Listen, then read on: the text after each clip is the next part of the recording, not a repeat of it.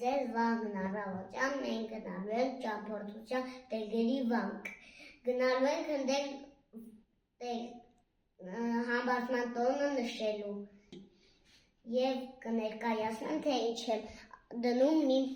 ճամփորդական պայուսակի մեջ։ Դնում եմ աղբի ձեռնոցներ, աղբի տոպրակ, դնում եմ թացանձեռոցիկ, չորալեռոցիկ, հագուստներ, որ կենտոտի հագուստս հագնեմ, գլխարկ արևի համար, ջրամա, մեկ էլ լանչբոքս։ Հիմա կդասավորեմ բոլորը պայուսակից մեջ։